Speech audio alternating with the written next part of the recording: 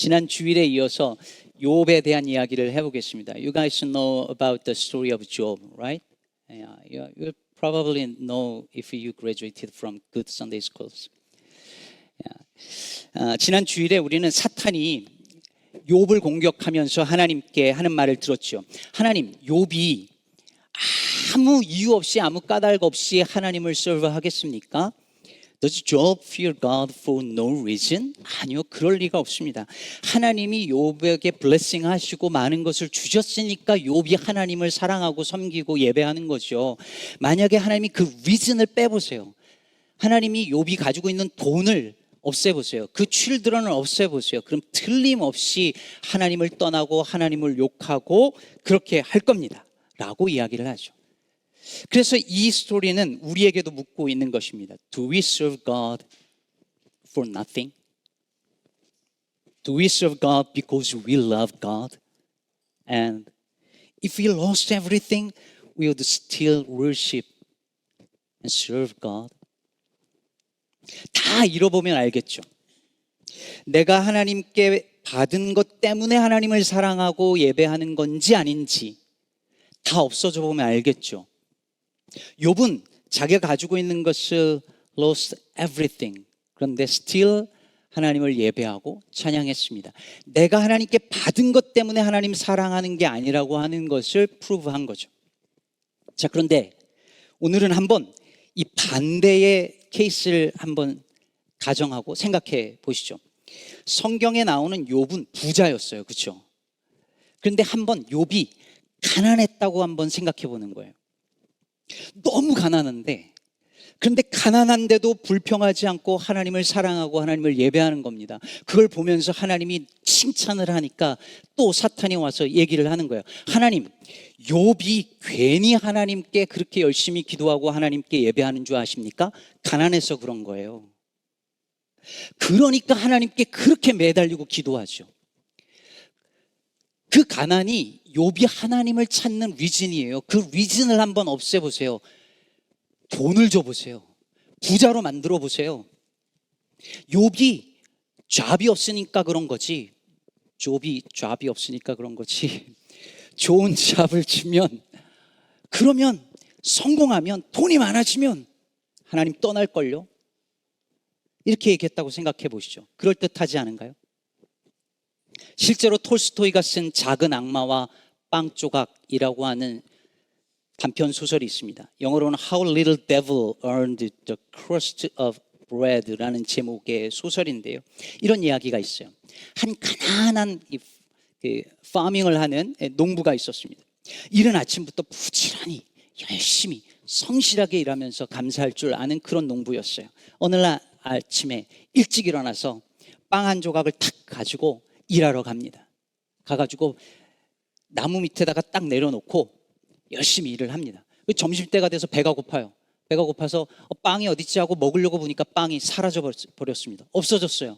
내 빵 어디 갔지 막 찾고 있는데, 사실은 작은 악마가 Little Devil이 그걸 몰래 훔쳐간 거예요. 그리고 기다린 거죠. 빵이 없어진 것을 본 이 가난한 농부가 욕을 하면서 누가 내 거 가져갔느냐고 하면서 불평하고 원망하고 하는 욕하는 것을 익스펙트하고 딱 보고 있는데, 이 농부가 내 빵 어디 갔지? 에휴, 뭐 굶는다고 죽기야 하겠어? 누가 정말 필요하니까 가져갔겠지 라고 말하는 거예요. 그걸 본 이 작은 악마가 너무 낙심하고 너무 화가 났습니다. 그리고 자기 대왕 악마에게 이거를 보고합니다. 그랬더니 대왕 악마가 화가 나가지고선 막 소리를 지르면서 너 당장 가서 그 농부를 이기고 돌아오지 못하면 너 큰 벌을 받을 것이다 라고 얘기를 합니다. 그래서 이 작은 악마가 다시 돌아와서 이제 계획을 바꿉니다. 이 작은 악마가 아주 성실한 워커로, 일꾼으로 변장을 해서 그 농부 밑에 들어가서 일을 합니다. 얼마나 열심히 일을 하는지 모릅니다. 그러면서 이 농부를 도와줍니다. 어떻게 도와주냐면, 농사를 하는데 정말 많은 곡식을 얻을 수 있는 비결을 다 알려주는 거예요. 그래서 농사를 지을 때마다 곡식이 늘어납니다. 곡식이 얼마나 늘어나는지 주체할 수 없을 정도가 됐습니다. 부자가 된 거죠. 그러자 이 작은 악마가 다시 말합니다. 남은 곡식을 가지고 술을 만드는 방법을 가르쳐 줍니다. 술을 만듭니다. 술을 만들어서 그것을 농부가 먹기 시작하고 이제 친구들을 불러서 술 파티를 합니다. 술 파티를 하는데 와이프가 실수로 술을 조금 쏟았어요. 그랬더니 와이프를 막 욕하면서 어떻게 이 술을 쏟느냐고 막 욕을 합니다. 아까 내 빵 누가 가져갔어도 필요하니까 누가 가져갔겠지 했던 그 사람이 바뀌어버린 거죠. 그리고 그 술 파티는 거기 모인 모든 사람들이 서로 욕을 하고 싸우면서 마치 짐승들처럼 변해가는 장면이 나옵니다. 이것을 본 대왕 악마가 너무 좋아하면서 너 어떻게 했냐? 라고 물어봅니다. 그때 이 작은 악마가 대답합니다. The only thing I did was to give him more bread than he needed. 제가 한 거는 그저 농부가 필요한 것 이상의 곡식을 갖게 한 것 뿐입니다.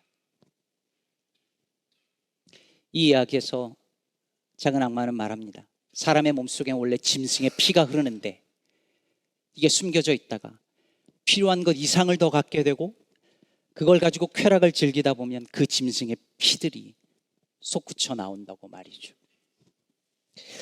사랑하는 여러분, 누군가가 정말 하나님을 까닭없이 no reason으로 사랑하는지 아는지 알려면 방법이 있죠. 첫 번째는 그가 가지고 있는 것을 뺏어 보면 알 수 있습니다.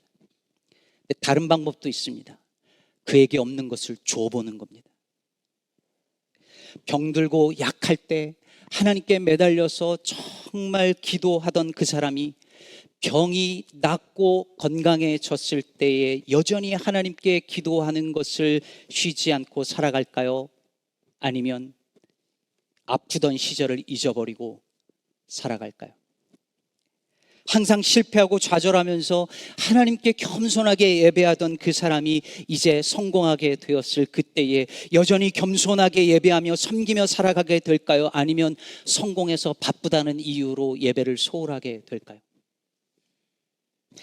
언젠가도 한번 나눈 것 같은데요. 21년 전에 미국에 처음 도착해서 뉴저지에 있는 신학교 기숙사 돌바닥이었습니다.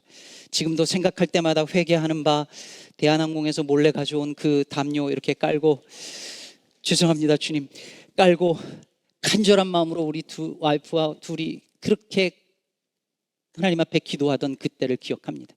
그러다가 위층에 있던 어떤 목사님이 매트리스 한 장 줘가지고 그거에 우리 둘이 신혼부부 때 꼭 끌어안고 그것도 감사했던 기억, 그리고 침대가 들어오는 날 얼마나 좋았는지. 신학교 기숙사에 배드룸에 베스트업이 없었어요. 대부분 없습니다.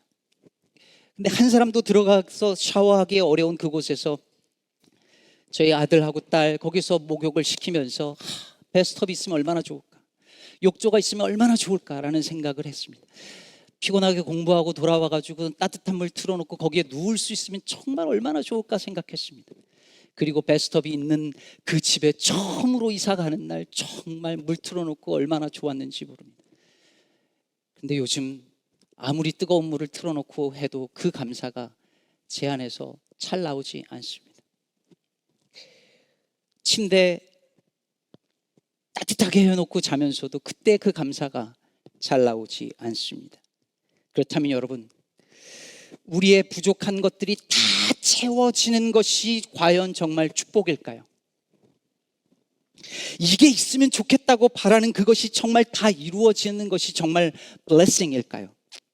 내가 가진 것으로 인해서, 내가 성취한 그것으로 인해서 하나님을 멀리하게 된다면 그것은 복이 아닐 것입니다. 오히려 내가 없는 것으로 인하여서 하나님께 감사하며 나아가며 기도할 수 있다면 그게 복일 것입니다. 사랑하는 여러분, 오늘 설교 제목이 주신 이와 거두신 이입니다.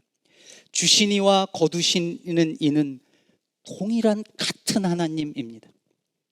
욥은 주신 하나님께 찬양하고 거두어 가시는 하나님께도 찬송했습니다. 주시는 하나님께만 찬송한 것이 아니었습니다. 주시는 하나님만 찬양하고 거두어 가시는 하나님은 비난할 수 없었습니다. 저는 솔직히 말씀드려 이 상황에서 하나님을 찬양하는 욥을 잘 이해하지 못합니다. 공감하기 어렵습니다. 제 신앙이 아직 거기까지 되지 못하기 때문인지도 모르겠습니다. 그러나 여러분, 내게 있는 것을 거두어 가실 때 감사하지는 못한다 하더라도, 그럴 만큼 우리가 믿음이 좋지는 못한다 하더라도, 내게 없는 것, 내게 주시지 않은 것을 감사하는 단계는 우리 지금부터라도 할 수 있지 않을까요? 주신 것만 감사하는 게 아니라 주시지 않은 것까지 감사하는 것, 그건 지금부터라도 한번 해볼 수 있지 않을까요? 말씀을 맺겠습니다. 추수감사절이 돌아오면 마음이 늘 편하지만은 않습니다. 세계 곳곳에서 전쟁은 일어나고 지금도 가자 지구에서 어린아이들이 죽어가고 있는 이 현실 속에서 감사한다는 것이 괜찮나 싶기도 합니다. 그러나 생각해보면 세상이 이렇게 된 것은, 세상이 이렇게까지 된 것은 결국 주어진 것에 감사할 줄 모르고 도무지 이너프하다고, 이 정도면 됐다고 만족할 줄 모르고 어떻게든 없는 건 가져야지 속이 풀리고, 내가 성취하지 못한 건 어떻게든 성취해야지 그래야 만족하는 인간들의 욕심 때문 아닐까요? 그렇다면 여전히 감사는 세상을 이기는 힘이 될 수 있을 것입니다. 서로 더 가지려고, 서로 더 이기려고 애쓰는 이 사회 속에서 주신 것과 주시지 않은 것 모두를 다 감사하면서 살아가는 저와 여러분을 통해 우리의 삶에, 우리 주변에 작은 변화가 일어나게 되기를 믿고 축복합니다.